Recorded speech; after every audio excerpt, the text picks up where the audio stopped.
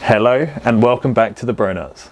In this video we're going to give you a quick update on the Ferrari, talk about the oil system in the engine and show you some of our progress on the electronics in the inside.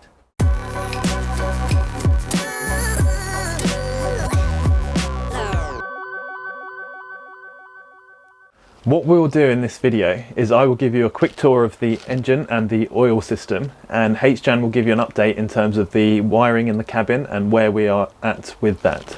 Before we get onto that, just a quick shout out and thank you to both Dave, who messaged us on Instagram and was able to get a load of the Ferrari history on this car, particularly that relating to the variator recall, and also Harry, who's helped with all the crimping and connectors with all the electronics. Thanks guys. As I said, I will give you a tour of the oil system and we'll go into that now.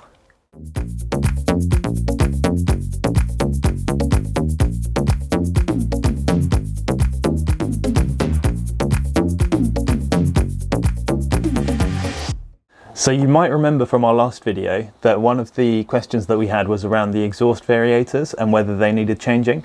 Luckily, what we found, thanks to Dave who messaged us on Instagram, was that the exhaust variator recall was predominantly for the challenge cars. So this car, being a Modena, wouldn't necessarily need that. Luckily, that means that we can get going with some of the engine components while obviously working on the electronics. So the first thing that we're going to do is make sure that the oil system is all connected up and will be working correctly, so that we can get the engine filled up with oil and obviously serviced. And then after that, what we'll look to do is check the coolant system, and then as the electronics are done, we'll check obviously the spark and everything. So first thing that we'll do is show you the oil system and just walk you through that. Right here is where the oil enters the engine. So basically this is where you fill it up from, and you can see obviously we've got the dipstick here, and what this area also does is it's the air oil separator. So if the pipework here connects up to the intakes, and then also what it does is it feeds the oil down into the engine. Then it circulates the engine. There's an oil filter here in the middle, and what that does is obviously filters the oil as it's circulating, and then it drops back into the engine. It comes round to the side, and what we've got mounted under this wing is the oil radiator.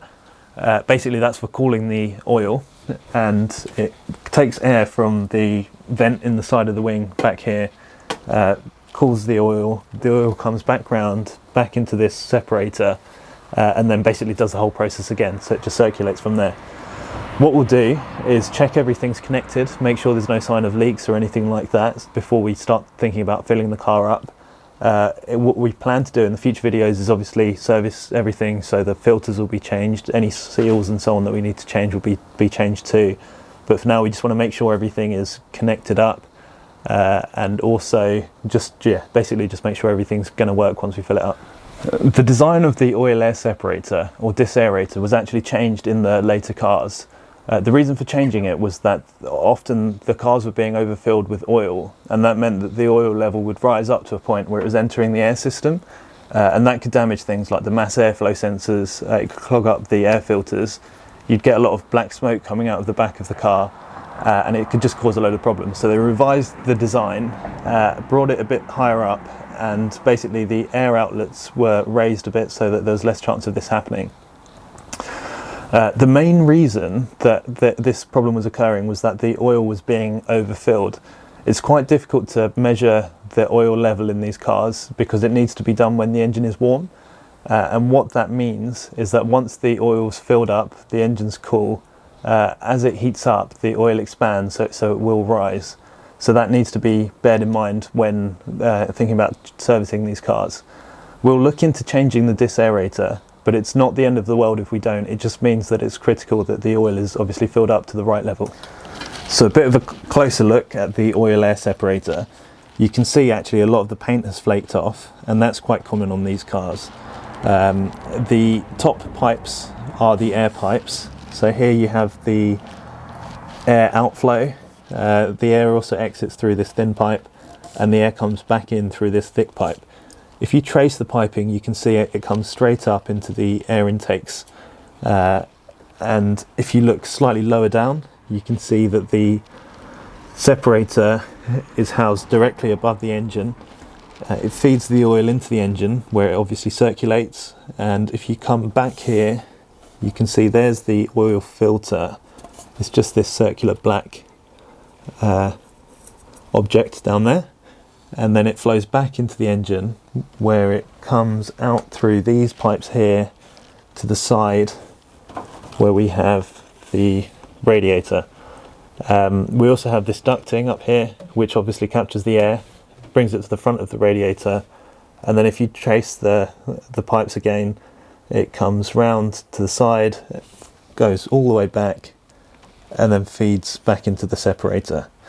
So that's basically how the oil system works. What we need to do is just make sure that things are connected up, there's no obvious signs of leakage, and then we'll need to do the service bits and basically just get ready to fill the engine up with oil again. So we've checked all of the oil pipe work and everything seems to be secure. We've checked the radiator for any obvious signs of damage. It's really difficult to get the video camera down there, but there's no obvious signs of damage, so we're going to assume that's good for now.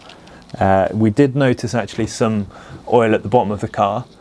It seemed to be dripping from the oil drain plug, so hopefully that just hasn't been tightened up, and once we get back underneath the car we can tighten that up and it will be ready to fill up. The oil system is obviously critical, but we've checked that. Next up will be the coolant system. So basically starting from the coolant tank, going all the way to the radiators at the front, we just need to make sure that all the pipework is connected up, which it doesn't seem to be. So yeah, we've got our work cut out for us with that. Yeah, it's not going to be another easy task. We already know one of those radiators at the front of the car is just not there. Yeah, and the coolant pipes that run from the front to the back, we actually removed those, if you remember, when we took the car off the jig, so they're actually not in the car at the moment either. Lots to do. Lots to do. So H-Jan's back in the cabin working on the electrics, and as you can see we've had to take some bits out for access, such as the indicators, the steering wheel, the odometer over here.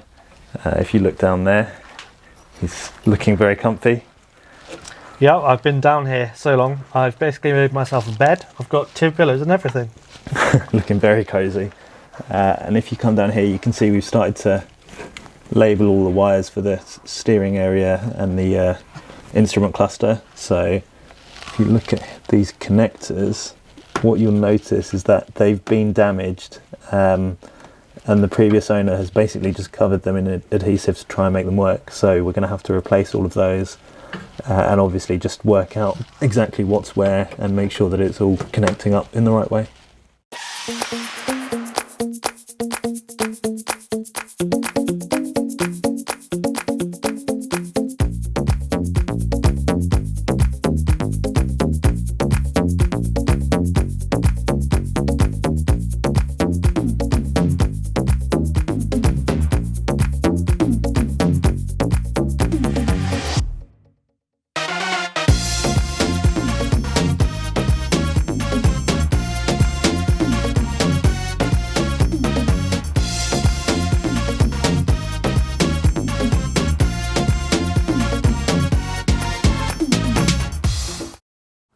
As you can see, the inside's still quite a mess. We have made good progress though. We've managed to identify a whole bunch of the connectors that are there, but with that, a load of them are still broken. We have to replace all of the broken connectors, and to do that, we need to cut the wires and recrimp them. So we've got hold of some new crimps and change the connectors. So we've got new connectors, and to do all of that, we need a crimp tool.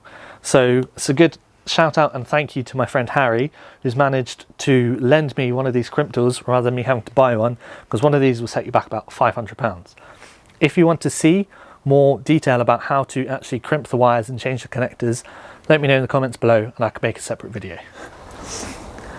We hope you enjoyed this video, a bit more of an update of how things are going with the engine, what we're hoping to do moving forwards, and also we are doing some of the electronics in the background. We wanted to replace all of the connectors. We do have all of the crimps and connectors ready. However, we thought we would test everything with temporary connectors just in case something's wrong. Yeah, back to the engine. Well, what we're going to do is pick up all the service parts, get ready to do that. And as we said, we'll also get started on the coolant system as well. Yeah, we hope you liked this video. If you did, or even if you didn't, please do press that like button, subscribe, and share it with all of your friends. And don't forget to hit that bell icon, and we'll see you in the next one.